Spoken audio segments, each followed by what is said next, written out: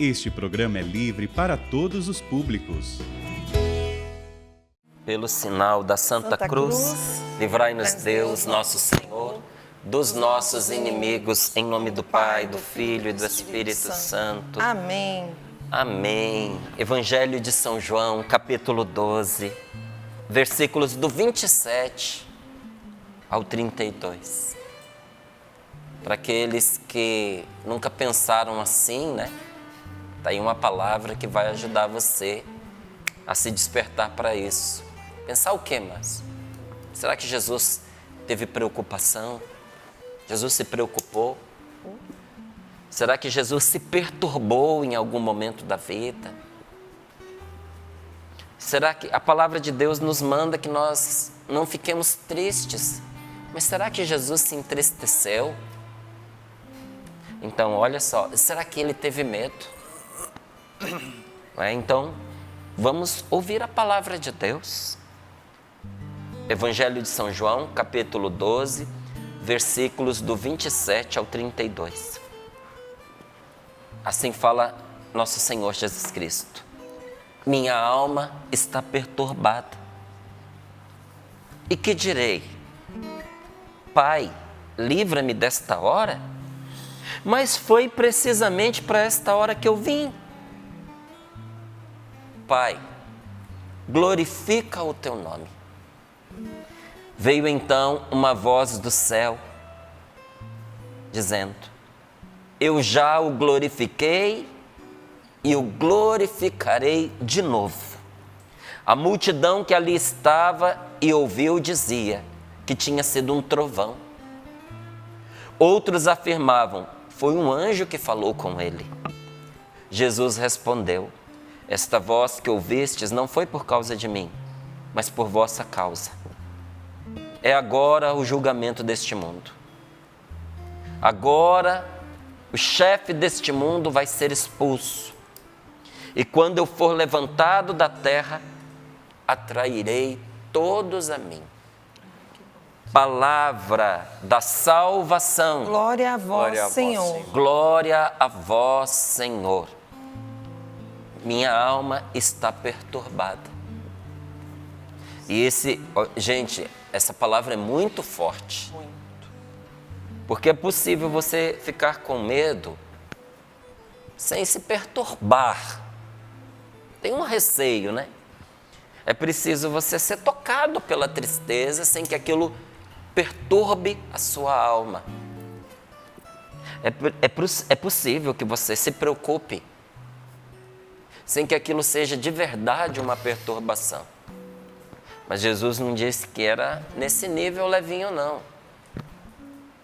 A minha alma, o mais profundo do meu ser, lá onde normalmente a gente é mais firme, lá onde a gente normalmente não se abala, bem lá no fundo da minha alma, eu estou perturbado.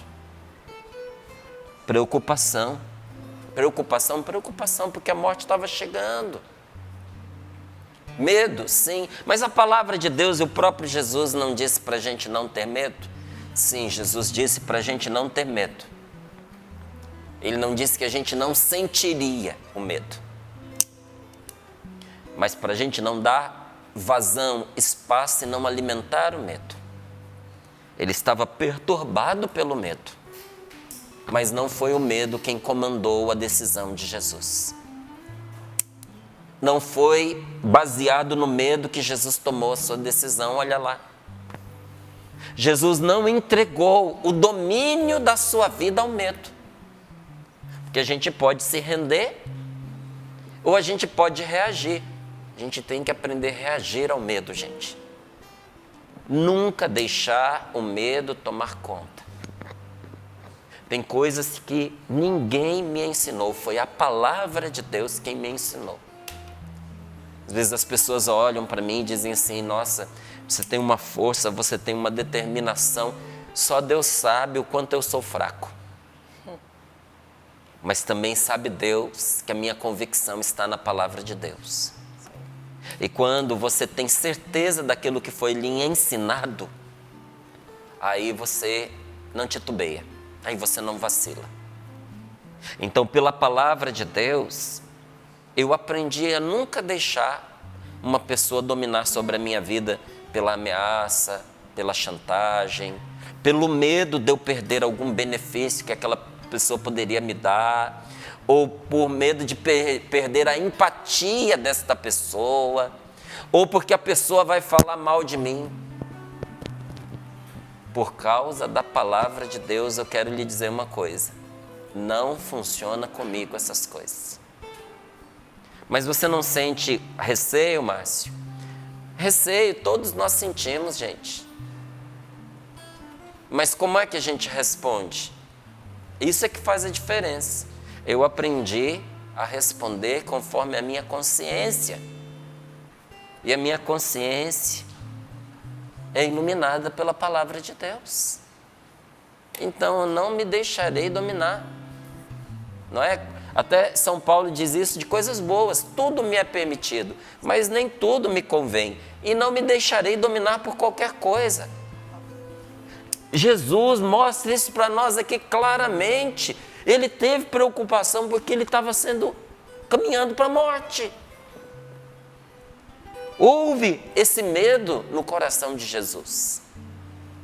Mas ele não se deixou dominar pelo medo. Não foi o medo quem pautou a decisão de nosso Senhor.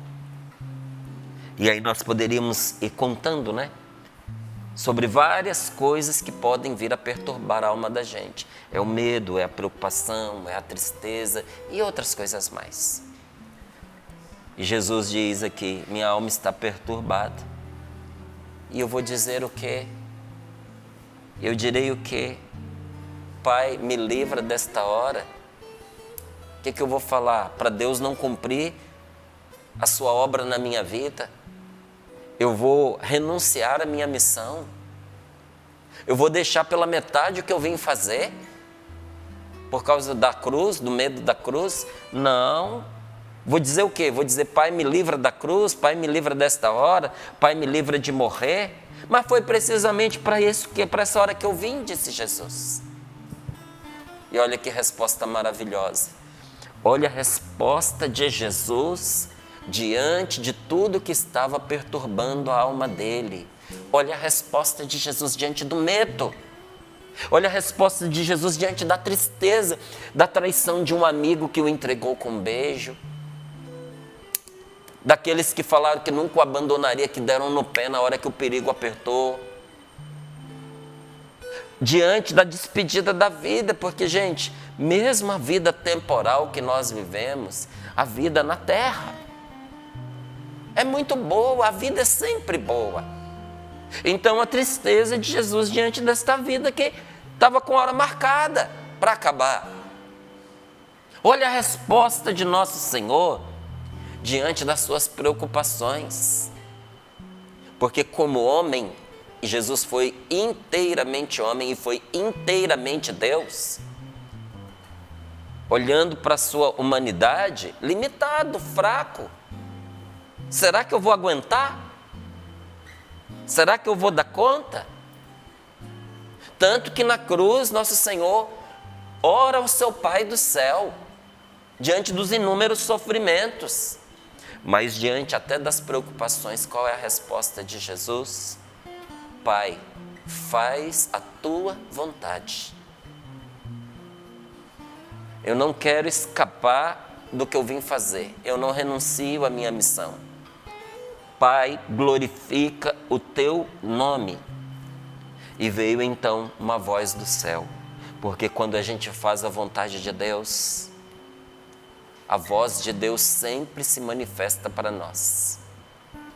Seja através de alguém, seja nos fatos, na vida. Mas quando eu e você nos dispomos a fazer a vontade de Deus, Deus nunca deixa de se manifestar a nós. Escute o que eu estou lhe dizendo. Quando nós enfrentamos os nossos medos, as nossas preocupações, as nossas tristezas, os desafios que se impõem para nós, para fazermos a vontade de Deus, com sinceridade de coração, Deus nunca deixa de se manifestar a nós. Até a última linha do versículo 26 diz isso: se alguém me serve, meu Pai o honrará. tudo que você faz com sinceridade de coração, visando a obedecer a Deus e agradar a Deus, o próprio Senhor honrará a sua atitude e você verá. Deus vai te justificar, meu amigo. Eu fui aprendendo a parar de lutar, até para ficar me defendendo. Às vezes a gente fica lutando para defender o próprio nome, para defender a própria imagem, para defender alguma coisa que a gente acredita. Não, a gente tem que fazer o que é certo, temos que agir conforme a nossa consciência, dar testemunho da verdade, temos que fazer isso. Custe o que custar. Mas aquela gana de a gente provar para as pessoas que a gente está certo, isso aí, olha, eu aprendi a deixar nas mãos de Deus. Porque é Deus quem justifica a gente. Tem humilhações que a gente passa na vida porque a gente fez por merecer. Mas tem outras que a gente passa sem merecer. Então tem coisas que a gente erra, tem coisas que a gente se equivoca, tem vezes que a gente se coloca numa posição frágil, fica em cima do muro para tomar pedrada e acaba vivendo uma humilhação porque a gente se colocou numa situação de risco. Mas tem outras situações que não. A gente fez tudo certo, a gente agiu corretamente, a gente queria o bem, a gente procurou ajudar, às vezes ajudar até a pessoa que agora está humilhando a gente. Então tem horas que a gente é humilhado porque a gente fez por onde, e tem horas que a gente é humilhado sem merecer. Não importa, o remédio é sempre o mesmo. Temos que aprender a Deus, que é aprender a confiar em Deus que nos justifica. Se determine a obedecer a Deus no que Ele está te mostrando. E o Senhor te honrará. O Senhor reconstruirá o que a custa de pedrada na sua vida foi destruído. Márcio, como é que eu vou sobreviver a essa humilhação? Você aguenta. Fica firme aí, porque a humilhação é menos que você. A humilhação é mais fraca que você. A humilhação vai passar. A humilhação foi muito grande. Deixa eu falar então olhando nos seus olhos, e para quem acompanha pela rádio, falar baixinho no seu ouvido. A humilhação vai passar. Eu fui culpado, então a coisa pegou em mim porque ficou assim claro os meus erros. Calma, vai passar. Todo mundo erra. O importante é a gente aprender com os erros da gente. E se houve malícia, maldade no erro que a gente cometeu, pedir perdão a Deus. Até usar essa humilhação como penitência para limpar o coração da gente. Aceitar. Não é? Houve maldade, fez com maldade.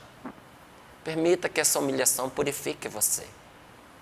Aceite a humilhação. Ofereça a Deus em reparação pelo pecado que você cometeu. Peça a Deus perdão, peça ao Espírito Santo a graça de um arrependimento profundo e verdadeiro, para você não errar mais aí, porque você aprendeu. E depois disso, levante a sua cabeça, meu amigo, e vida que segue, bola para frente. Não vamos reduzir a nossa vida a um momento, a um episódio. Quanto casamento, quanta família que acaba, porque depois de uma vida tão bem vivida, tantos momentos alegres, tantas conquistas juntas, tantas vitórias, quantas declarações de amor, ou às vezes até amor não declarado, né? Mas amor que existe, companheirismo. O casamento ou a família fica em perigo porque reduziu-se toda uma vida a um erro, a um momento, a uma fase. Márcio, não foi um erro, mas às vezes é uma fase. Uma fase. Dá uma olhadinha que você vai ver que tem gente que já está no 3º, no 4º, no 5º, no 10º relacionamento. Porque os relacionamentos passam por fases. E se a gente não aprender a ultrapassar aquela fase, em todo relacionamento, quando aquela fase chegar, ele vai acabar. Gente, nós temos que aprender a prosseguir, a perdoar, a seguir em frente, a não reduzir tudo que a gente viveu com uma pessoa a um momento infeliz que tivemos que passar. É perdoar, é recomeçar, é seguir adiante com a graça de Deus. O Senhor honrará você, tenha confiança nisso. Se alguém me serve, meu Pai o honrará. E diante de todas as tribulações que batem à minha porta, qual precisa ser a minha resposta? A mesma de Jesus. Meu Pai do céu, faz a tua vontade, glorifica o teu nome. E naquela hora você vai ver que Deus vai se manifestar a você. Muito importante isso que Jesus nos testemunha aqui. Porque nosso Senhor, mais do que palavras, nosso Senhor, Ele mostra com a vida. Gente, as palavras são importantes, mas as atitudes são muito mais. Jesus termina aqui dizendo, quando eu for levantado da terra, atrairei todos a mim. Aí, versículo 33 explica, ele falava assim para indicar de que morte iria morrer. A morte da cruz, porque pregado na cruz ele seria levantado. De braços abertos ele morreria. Então ele disse, quando me levantarem na cruz com os meus braços abertos, eu atrairei todos a mim. Por quê?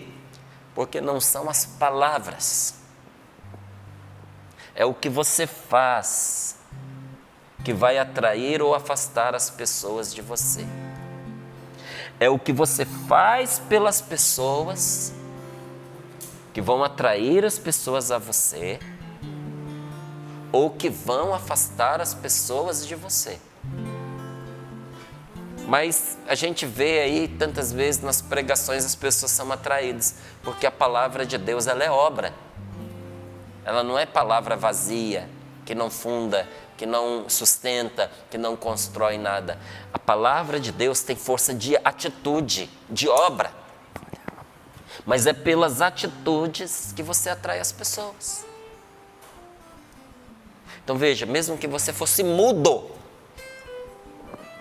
que você fosse incapaz de produzir uma palavra da sua boca, se você fosse incapaz de dizer, ainda que murmurando, eu te amo, mas se as suas atitudes, meu amigo, forem de uma pessoa amável, você vai ser o mudo mais frequentado deste planeta. Porque as pessoas virão ao seu encontro. Porque as pessoas vão ao encontro de quem ajuda. É como o filho que na hora do perigo, não importa a idade que tem, corre para os braços da mãe e do pai. Quanta gente idosa, na hora da angústia liga para a mãe, que é mais idosa ainda. Porque a gente vai ao encontro de quem nos fez o bem a vida inteira. E olha quantos idosos que se acham, não são, mas se acham inúteis, mas às vezes por uma palavra resolvem a vida de um filho, de um neto, porque tem sabedoria. Eu lembro, eu pequenininho, eu aprontava umas boas. Algumas não dá nem para contar. Não? Não dá. Para contar na televisão, não. Mas é coisa de menino, de 4, 5 anos, mas aprontava. Arteiro, né?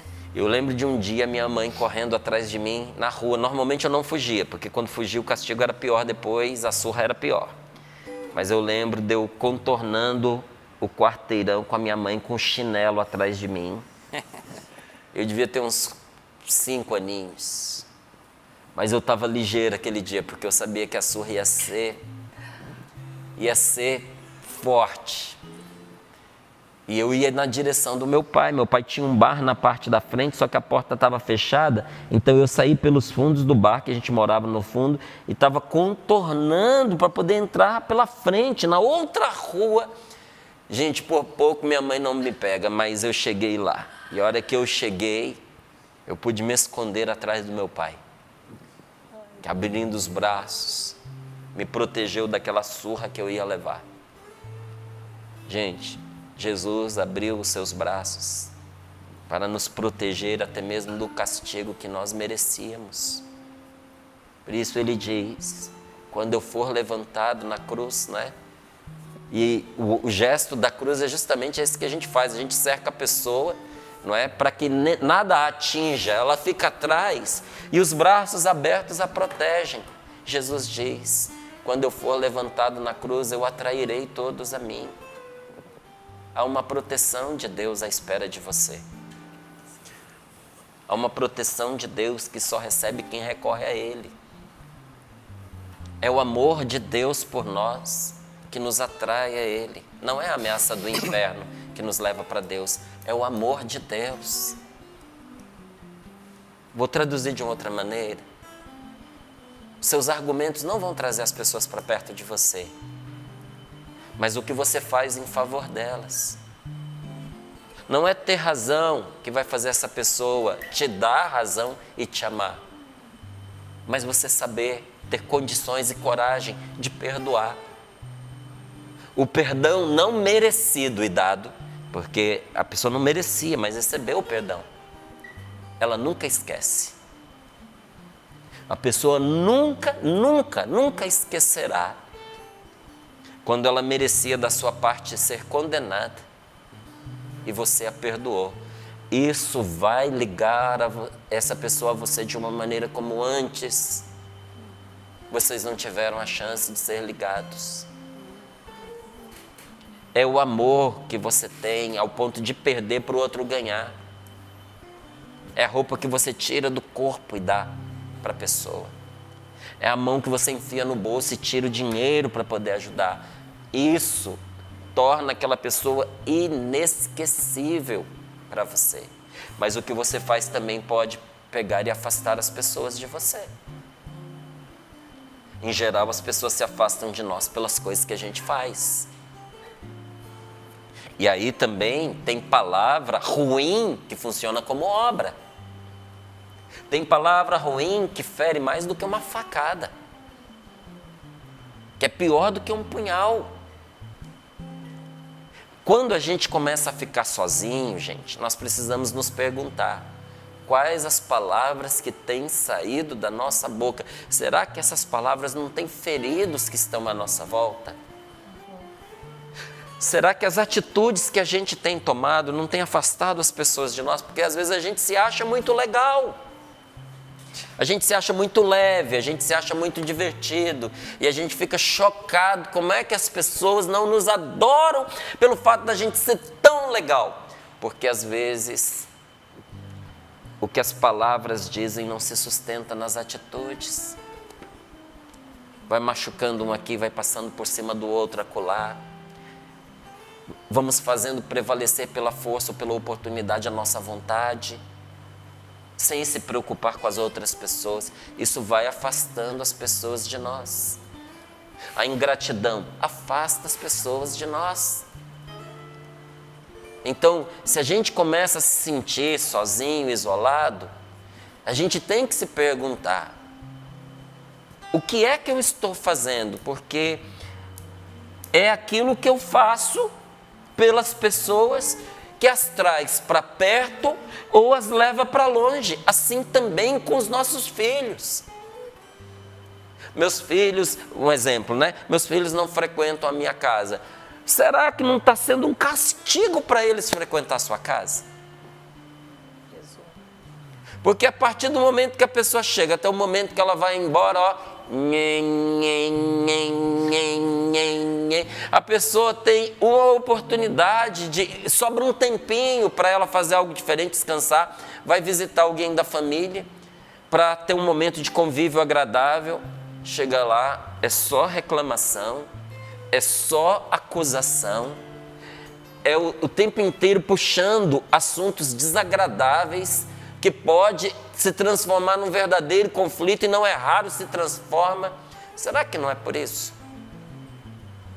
Nós temos que aprender, gente, e eu digo isso para mim também, a nos tornarmos pessoas das quais os outros gostam de estar perto. até mesmo para levar a pessoa a ter uma experiência com Deus. Porque se eu for uma pessoa detestável, corre o risco das pessoas detestarem a Deus por causa de mim. Detestar a religião por causa de mim. As pessoas que mais atacaram a igreja no decorrer da história da humanidade foram pessoas que tiveram experiências ruins dentro de casa em relação à igreja. O pai e a mãe eram muito radical, forçavam demais, castigavam demais, ou diziam uma coisa e faziam outra. A pessoa, desde pequenininha, vendo isso, uma hora ela tomou a decisão de que não acredito nisso, não acredito na igreja. Não acredito. Por quê? Porque transferiu para Deus e para a igreja a experiência péssima que vivia dentro de casa. Mesma coisa acontece com o casamento. Hoje tem um monte de gente que não quer ouvir falar em casar. Acha o casamento uma coisa detestável. Por quê? Porque foi o que viu dentro de casa. Por isso, quando a gente entra num casamento, ou quando a gente vive um casamento, nós temos que nos lembrar que nós estamos também deixando um legado, que nós também estamos dando um testemunho, que às vezes, por causa do testemunho que a gente dá, nós vamos levar um filho, uma filha a desesperar do casamento, ou até mais tarde, por um fim no próprio casamento, por medo de viver o que o pai e a mãe viveram. Então, se nós queremos atrair as pessoas a nós temos que entender que é necessário se sacrificar muitas vezes. Sem sacrifício, nós nunca vamos atrair as pessoas, nem a nós, nem a Deus. Se eu quiser atrair as pessoas que estão à minha volta a mim, eu preciso me sacrificar. Vou ter que fazer sacrifícios. Para ser uma pessoa agradável aos outros, às vezes eu vou ter que desagradar a mim mesmo. Para eu dar descanso a alguém, eu vou ter que me cansar a mim mesmo. Que o meu cansaço a outros descanse, em homenagem a São Francisco, cujo dia nós celebramos aí, né? Agora recentemente. Que o meu cansaço aos outros descansem.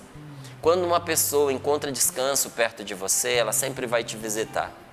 Você pode olhar, tem umas pessoas que elas são complicadas, mas elas são divertidas. Então, está sempre cheio de gente perto delas, porque elas são muito engraçadas. São leves, são piadistas. Às vezes, para trabalhar é um horror, mas para contar piada não tem igual, não tem gente assim? Está sempre cheio de gente, porque você se sente bem ao lado daquela pessoa, te dá uma leveza. Se nós queremos atrair as pessoas, precisamos dar um jeito de ser um alívio na vida delas também, não é? Então, só o amor, meus queridos, só o amor pode levar a gente a dizer: Pai, faz a tua vontade na minha vida. Pai, glorifica o teu nome. Pai, eu vou fazer esse sacrifício, porque esse sacrifício vai levar essa pessoa para Deus. Pai, eu vou fazer esse sacrifício, porque esse sacrifício vai manter minha família de pé. Só o amor pode nos levar a dizer: Pai, glorifica o teu nome, em vez de dizer: Pai, me livra desta hora. Pai, me livra deste mal. Olha, em seu amor, Jesus inúmeras vezes ele tocou as pessoas. Por amor, Jesus abraçou as pessoas. Gente, Jesus não era uma pessoa inacessível. Jesus se colocava ao alcance de todos. Naquela época em que criança nem contava, em que o povo achava que menino só perturbava, Jesus dizia, e continua a dizer: deixa as crianças vir a mim. E pegava no colo e carregava nos braços. Se deixava beijar. Judas beijou Jesus, porque era algo que ele estava acostumado a fazer. São João, na última ceia, deita a sua cabeça no peito de nosso Senhor Jesus Cristo. Jesus toca nos olhos daquele homem cego, faz lama ali com a saliva, passa nos olhos dele. Gente, nosso Senhor era de uma ternura profunda. Tanto que aquela mulher hemorraísta ensaiou, mas criou coragem e pôs a mão nele, uma desconhecida, que não podia por lei tocá-lo, porque ela estava sangrando, e uma pessoa sangrando não podia tocar na outra. para não deixar outra impura. Jesus era uma pessoa que não ameaçava os outros pela sua presença. Pelo contrário, ele estava sempre do lado das pessoas. Sobretudo do lado dos mais fracos.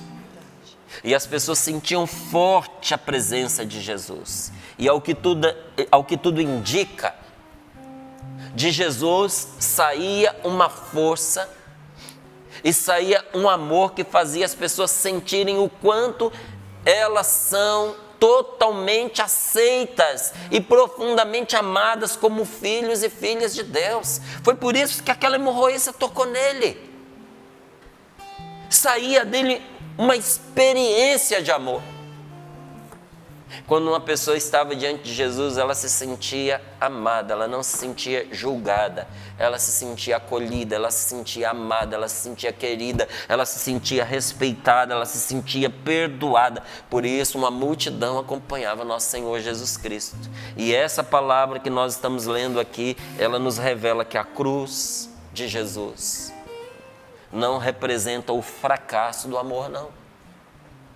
A cruz de Jesus representa a sua perfeição, porque ninguém tem maior amor do que aquele que morre no lugar da outra pessoa. Não tem maior amor. Tem um moço, um rapaz, de uma outra comunidade chamada Comunidade Obra de Maria. O nome dele é Alex. E o Alex, ele é para mim mais do que um amigo. O Alex é para mim um irmão. Um irmão que eu amo e amo apaixonadamente. Sabe aquelas pessoas que você sente que são uma com você? É esse rapaz. E apesar dele ser de uma outra comunidade, de viver lá numa outra comunidade. De Maria, querida demais. Mas pensa numa categoria de homem. Nós tínhamos uma missão marcada, nós íamos fazer uma peregrinação juntos. E o Alex sabia que eu tinha aceitado ir naquela peregrinação, porque ele estaria conduzindo aquela peregrinação. E o Alex entrou em contato comigo para dizer: Márcio, eu estou temeroso de te dar essa notícia, mas eu não poderei ir com você nessa peregrinação. Aí, num primeiro momento, eu fiquei assim, chateado. Mas eu falei: não, mas por quê? Ele: então, tem uma criança que faz parte da comunidade Obra de Maria, é filho de um casal que faz parte da comunidade Obra de Maria e que vai morrer se ninguém der, doar um rim para essa criança. E de todas as pesquisas que fizeram, o único que tem compatibilidade sou eu. E essa cirurgia é um risco para a criança e para mim. E como eu sou amigo dele, ele descreveu isso para mim com toda a transparência. Ele disse: os médicos me disseram que eu tenho todas as razões morais para desistir. Porque o risco de morte, neste caso, nesta cirurgia, é grande. O hospital pelo qual eu vou fazer é extremamente conceituado. Eles disseram que nunca tiveram um caso de perda dentro desse perfil, mas o risco, ele existe. Gente, tem que ter muito amor para que para uma outra pessoa viva você corra o risco de morrer, deixando para trás esposa e filhos. Tem maior amor do que esse, não. É um amor que ultrapassa simpatia, um amor que ultrapassa gosto pessoal, empatia. Eu termino aqui fazendo uma outra, graças a Deus deu tudo certo, está inteiraço, e a criança sobreviveu e olha, tá super bem. Não é? Deus abençoou essa doação. Graças a Deus. E quando eu ouvi ele contando isso, eu me recordei de uma leitura que eu fiz. Uma criancinha estava ali com a necessidade de uma grande transfusão de sangue e só o irmãozinho era compatível. Mas o irmãozinho ia ficar bem fraco, porque era criança com criança, mas não tinha jeito. Ia ter que fazer a doação, né? Os pais conversaram com o filhinho e disseram: olha, para o seu irmãozinho sobreviver, vamos precisar tirar seu sangue para dar para ele. E explicaram tudo direitinho. Ele ficou pensativo, novinho, gente, criancinha de nada. Ficou um pouquinho abatido, depois ele disse, tá bom. Aí foram para lá, deram ali um sedativo para ele ficar mais calminho, e ele acabou dormindo, fizeram a transfusão. De repente ele acordou e disse, ué, mas não deram o meu sangue para o meu irmão? Não, deu sim, né? Aí, gente, foram entender, ele achou que ia dar todo o sangue dele para o irmão. Ai, que fofo. E que ele ia morrer para o irmão viver, e ele aceitou. Ai, Deus. Não tem amor maior do que esse, não. A cruz não foi o fracasso. A cruz foi a excelência. Jesus amou você até o fim, com todo o amor que Ele podia te amar. Jesus, Ele se aproveita da cruz para gritar para você, com os braços dele totalmente abertos para mim e para você, que Ele nos ama, que Deus nos ama e que nós estamos salvos. Deus quer que nós entendamos que os braços abertos do Senhor são não um ato de tortura, mas como um gesto de amor. São João, ele conseguiu ver isso, ele conseguiu enxergar o verdadeiro acontecimento por trás do sofrimento lancinante do Senhor. A revelação do amor de Deus em Jesus Cristo, que diz, quando eu for levantado da terra, eu atrairei todos a mim. Jesus abre os braços para que nós nos deixemos ser abraçados por Ele. Permita que Jesus abrace você nesta manhã. Amar, que a gente, sendo amado, a gente aprende a amar. Amar em meio à dor. Amar quem nos golpeia. Curar o ódio num abraço de paz. Cura esse ódio num abraço de paz. Extinga o mal com o amor.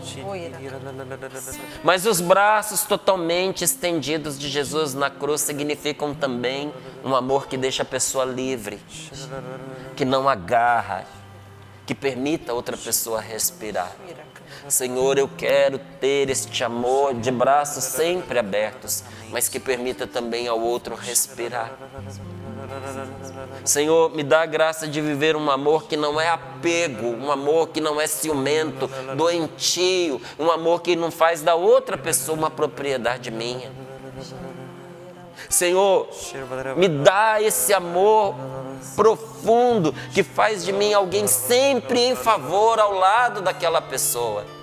Inclusive quando ela não merece que eu esteja ao lado dela. Dá-me, Senhor, um amor assim. É o que eu te peço nesta manhã, diante da Tua palavra. Amém, Senhor Jesus.